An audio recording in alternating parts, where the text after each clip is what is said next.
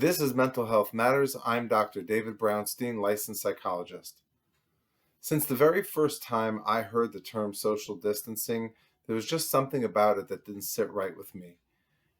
It had this connotation, in my mind at least, of pushing people further from each other into isolation, um, and distancing or decreasing the social factor and the social dynamic that happens between two people when they're interacting.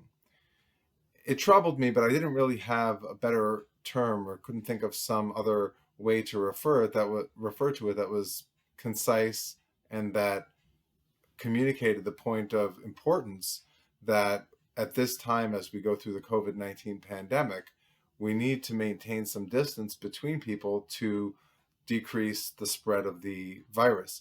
In fact, from everything I've read, the most consistent guidance that health organizations and health officials have given when it's come to behaviors that we can do to decrease the spread of the virus is to maintain some kind of distance. So referring to it as social distancing certainly makes sense, and it's certainly been adopted by the world at large. But as I said, it didn't sit well with me. Just last week, I came across a letter that three psychiatrists, the lead of whom is a professor of psychiatry and suicidology, wrote to the magazine Science in response to an article that was printed. I believe it was an editorial that was published. And the authors discussed how important language is. And for those who know me, I've always been a stickler for language, and I believe language is important. I believe that the words that we use to communicate the thoughts that we have really need to be chosen carefully, because they could lead to all kinds of miscommunication.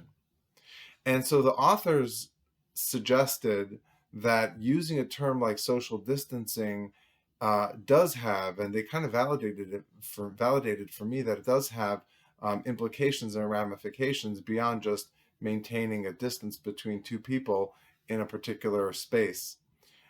They talked about how much of a problem loneliness and isolation is, how the loneliness and isolation that some people are experiencing during this pandemic is leading to significant increases in mental health problems, and there's a lot of concern about increases in suicide, at least potentially. And so they suggested using the term physical distancing instead of social distancing. And as soon as I read it, it felt right. It seemed like the communicating the same concept of wanting to maintain that distance, but emphasizing that the distance that we need to maintain right now between each other is a physical one, not a social one. In fact, psychologists and mental health professionals have been consistently encouraging people to maintain their social relationships, to increase their social interactions via video conference, telephone, and even in person at a safe distance. And again, that is so important in a time like this, where so much of our lives, of many of our lives, have been turned upside down, have been redirected, have required such significant adjustment. And there's no doubt that this has had a profound impact on the mental health of many people. I've seen it myself in my own practice. I know colleagues have seen a lot of, let's say, fallout from the COVID-19 pandemic and from how people are struggling to deal with it.